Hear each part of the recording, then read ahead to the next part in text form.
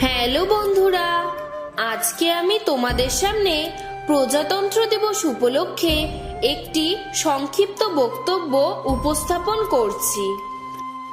আশা করি এই বক্তব্যটি তোমাদের খুব ভালো লাগবে। নমস্কার। উপস্থিত মাননীয় প্রধান শিক্ষক মহাশয়, শিক্ষক শিক্ষিকা বৃন্দ, অতিথিবৃন্দ এবং আমার প্রিয় সহপাঠীদের জানাই প্রজাতন্ত্র দিবসের আন্তরিক শুভেচ্ছা এবং অভিনন্দন।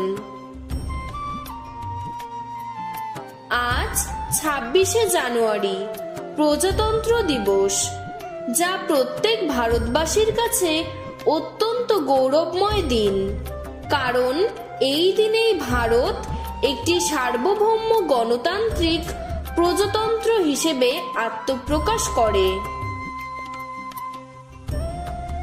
১৯৫০ সালের ২৬শে জানুয়ারি ভারতের সংবিধান কার্যকর হয়।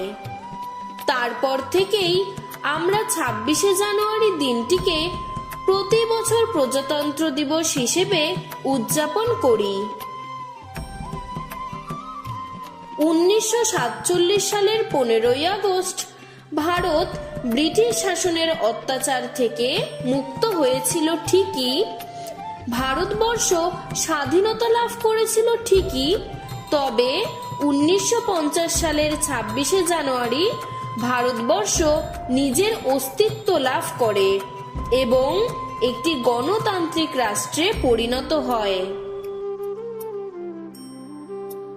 ভারতবর্ষের এই সংবিধান হল সমগ্র বিশ্বের সবচেয়ে বড় লিখিত সংবিধান, যার রচয়িতা হলেন ডক্টর বি.আর. আম্বেদকর এবং যার রচনা করতে সময় লেগেছিল ২ বছর ১১ মাস ১৮ দিন।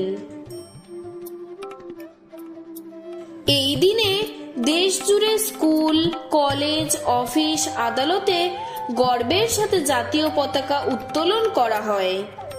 দেশাত্মবোধক গান, কুচকাওয়াজ এবং নানান সাংস্কৃতিক অনুষ্ঠানের মাধ্যমে এই দিনটি উদযাপিত হয়।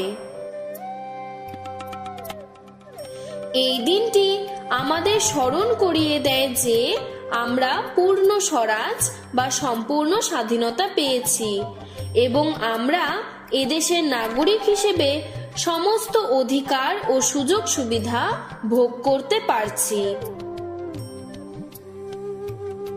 তবে প্রজাতন্ত্র দিবসের প্রকৃত অর্জন আমাদের মুক্তিযোদ্ধাদের দীর্ঘ সংগ্রামের ফল। তাই সেই সকল মুক্তিযোদ্ধাদের অদম্য চেতনার প্রতি শ্রদ্ধা নিবেদন করি, যাদের কারণে আজ আমরা স্বাধীনতা উপভোগ করতে পারছি। তবে দুর্ভাগ্যবশত দারিদ্র্য, বেকারত্ব, বৈষম্য, অপরাধ, দুর্নীতি ইত্যাদির মতো সামাজিক কুফল আমাদের দেশকে এবং জাতিকে উন্নয়ন এবং অগ্রগতির পথে যেতে পিছিয়ে টেনে নিয়ে যাচ্ছে। তাই এই দিন জাতীয় গৌরব উদযাপন এবং মাতৃভূমির অর্জন স্মরণ করার পাশাপাশি আমাদের সমাজ থেকে সামাজিক কুফল দূর করার অঙ্গীকার করতে হবে এবং দেশের সার্বভৌমত্ব বজায় রাখার শপথ গ্রহণ করতে হবে। জয় হিন্দ, বন্দে মাতরম।